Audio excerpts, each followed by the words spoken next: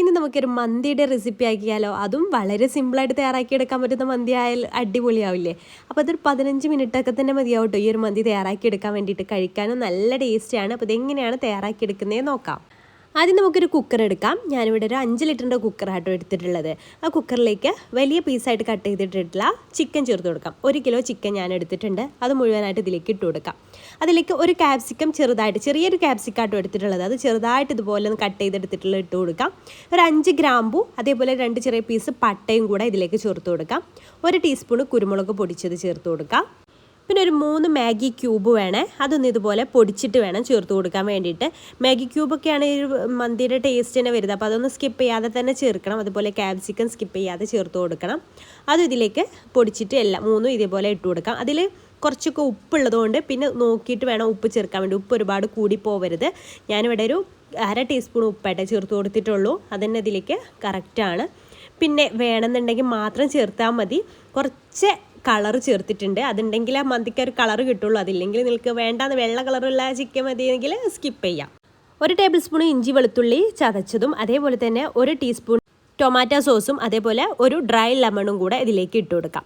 പിന്നെ വേണ്ടത് ഓയിലാണ്. 1/2 കപ്പ് ഓയിൽ ഇതിലേക്ക് ചേർത്ത് കൊടുക്കാം കേട്ടോ. 1/2 കപ്പ് തന്നെ എടുക്കുക, എന്നാലേ നമുക്ക് ചോറിലേക്കും കൂടെ ഉള്ള ഒരു ഓയിൽ ഇതിലേക്ക് കിട്ടുള്ളൂ. അപ്പോൾ 1/2 കപ്പ് ഓയിലും കൂടെ ചേർത്ത് കൊടുക്കാം. എന്നിട്ട് കൈ വെച്ചിട്ട് നന്നായിട്ട് തന്നെ ഒന്ന് മിക്സ് ചെയ്തെടുക്കുക കേട്ടോ.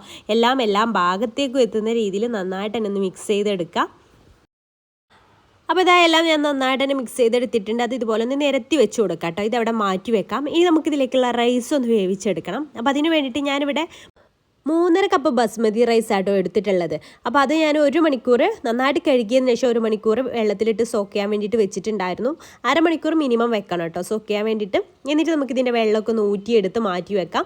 ഇനി അത് തിളപ്പിക്കാൻ ആവശ്യമായിട്ടുള്ള വെള്ളം ഒന്ന് തിളപ്പിക്കാൻ വെക്കാം കേട്ടോ. അതിലേക്ക് 2 പീസ് പട്ട ചേർത്ത് കൊടുക്കാം. അതേപോലെ ആവശ്യത്തിനുള്ള ഉപ്പ് ചേർത്ത് കൊടുക്കാം. അതേപോലെ 1 ടേബിൾ സ്പൂൺ നാരങ്ങ നീര് കൂടെ ചേർത്ത് കൊടുക്കട്ടെ. എന്നിട്ട് നന്നായിട്ടൊന്ന് തിളപ്പിച്ചെടുക്കണം.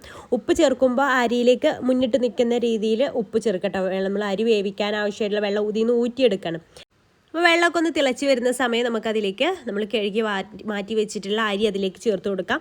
എന്നിട്ടൊരു പകുതി വേവാകുമ്പോൾ നമുക്ക് ഇതിൽ നിന്ന് ഊറ്റിയെടുക്കണം കേട്ടോ. മുഴുവനായിട്ട് കുക്കാൻ വെയിറ്റ് ചെയ്യരുത്. അപ്പോൾ കുഴഞ്ഞു പോകും നമ്മുടെ ഈ റൈസ്. അപ്പോൾ അതുകൊണ്ട് തന്നെ പകുതി കുക്കായാൽ മതി. എന്നിട്ട് ഇതിൽ നിന്ന് വെള്ളത്തിൽ നിന്ന് ഊറ്റിയെടുക്കുകയാണ് നമുക്ക് വേണ്ടത്. അപ്പോൾ ഇത് ഏകദേശം കുക്കായി വന്നിട്ടുണ്ട് കേട്ടോ. പകുതിയോളം വേവായി വന്നിട്ടുണ്ട്. നമുക്കിത് വെള്ളത്തിൽ നിന്ന് ഊറ്റി മാറ്റി വെക്കാം. എന്നിട്ട് നമുക്ക് ആ ഊറ്റിയ ഉടനെ തന്നെ നമുക്ക് കുറേ സമയം വെള്ളം മാറ്റി വെക്കേണ്ട ആവശ്യമില്ല. ആ ഊറ്റിയ ഉടനെ തന്നെ നമുക്ക് ഈ ഒരു കുക്കറിലേക്ക് നമ്മൾ ചിക്കൻ റെഡിയാക്കി നിരത്തി വെച്ചിട്ടുള്ള കുക്കറിലേക്ക് മുഴുവനായിട്ട് റൈസ് ഇട്ടിട്ട് ഒന്ന് നിരത്തി വെച്ച് കൊടുക്കാം. ഞാനിവിടെ 5 ലിറ്ററിൻ്റെ കുക്കറാട്ടോ എടുത്തിട്ടുള്ളത്. അതിലേക്ക് ഈ ഒരു പറഞ്ഞ അളവ് കറക്റ്റാണ്. ചിക്കൻ 1 കിലോനാണ്. അപ്പോൾ അതേപോലെ തന്നെ ഇതൊരു 3.5 കപ്പ് അരിയാണ് കേട്ടോ എടുത്തിട്ടുള്ളത്. 4 കപ്പ് അരിയൊക്കെ എടുക്കുകയാണെന്നുണ്ടെങ്കിൽ ചിലപ്പോൾ ഇതിൽ കൊള്ളില്ല കേട്ടോ. അപ്പോൾ അതിനനുസരിച്ച് എടുക്കുക. നിങ്ങളുടെ കുക്കറിൻ്റെ വലുപ്പത്തിനനുസരിച്ച് എടുക്കുക. അതിലേക്ക് ഞാൻ കുറച്ച് ഫുഡ് കളർ റെഡും അതുപോലെ യെല്ലോയും ചേർക്കുന്നുണ്ട്. നിർബന്ധമില്ല എന്ന് പറഞ്ഞല്ലോ. കളറ് കാണാൻ ഭംഗിക്ക് വേണ്ടി മാത്രമാണ് കേട്ടോ. പിന്നെ അതിലേക്ക് കുറച്ച് പച്ചമുളക് ഇങ്ങനെ കുത്തി വെച്ച് കൊടുക്കുന്നുണ്ട്. 4-5 പച്ചമുളക് കുത്തി വെച്ച് കൊടുക്കുന്നുണ്ട്. അതേപോലെ തന്നെ കുരുമുളകിൻ്റെ കോൺസ് ഉണ്ടല്ലോ, അതും ഇതിലേക്ക് ഒന്ന് ഒരു ടീസ്പൂണോളം കുരുമുളകിൻ്റെ കോൺസും ഒന്ന് സ്പ്രെഡ് ചെയ്ത് കൊടുക്കുന്നുണ്ട് കേട്ടോ. എന്നിട്ട് നമുക്കിത് അടച്ചു വെച്ചിട്ട് ഒരൊറ്റ വിസിൽ മീഡിയം ഫ്ലെയിമിൽ ഇട്ടിട്ട് ഒറ്റ വിസിൽ വരുന്നവരെ നമുക്കിത് വേവിച്ചെടുത്താൽ മതി. ഒരു വിസിൽ കൂടരുത് കേട്ടോ. അപ്പോൾ ഒരു വിസിൽ വന്ന് പ്രഷറൊക്കെ കംപ്ലീറ്റ് പോയതിന് ശേഷം ഞാനിത് ഓപ്പൺ ചെയ്തിട്ടുണ്ട്. അതായത് നന്നായിട്ട് തന്നെ പെർഫെക്റ്റ് ആയിട്ട് തന്നെ കുക്കായി വന്നിട്ടുണ്ട് കേട്ടോ. നമുക്ക് വേറൊരു പാത്രത്തിലേക്ക് മാറ്റാം. അതിന് ശേഷം നമുക്ക് സെർവ് ചെയ്യാവുന്നതാണ്.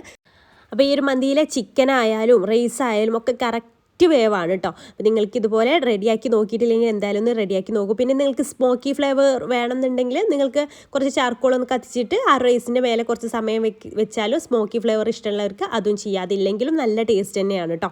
അപ്പോൾ ഇതിലേക്ക് നമുക്ക് മയണൈസും അതേപോലെ ആ ഒരു തക്കാളി വെച്ചിട്ടുള്ള ഐറ്റം ഉണ്ടല്ലോ, അതൊക്കെ വെച്ചിട്ട് നമുക്ക് സെർവ് ചെയ്യാവുന്നതാണ്. നല്ല ടേസ്റ്റിയാണ്. നിങ്ങൾ ഒരു തവണയെങ്കിലും തയ്യാറാക്കി നോക്കുകൊണ്ട് തയ്യാറാക്കി നോക്കുന്ന സമയത്ത് ഫീഡ്ബാക്ക് അറിയിക്കാൻ മറക്കരുത് കേട്ടോ. അപ്പോൾ ഇതുപോലത്തെ വീഡിയോസിനായിട്ട് നമ്മുടെ പേജ് ഫോളോ ചെയ്യാത്തവരാണെന്നുണ്ടെങ്കിൽ ഫോളോ ചെയ്യാനും മറക്കല്ലേ. ഇൻഷാല്ലാ പുതിയൊരു നല്ലൊരു വീഡിയോ ആയിട്ട് നമുക്ക് അടുത്തൊരു ദിവസം കാണാം. താങ്ക്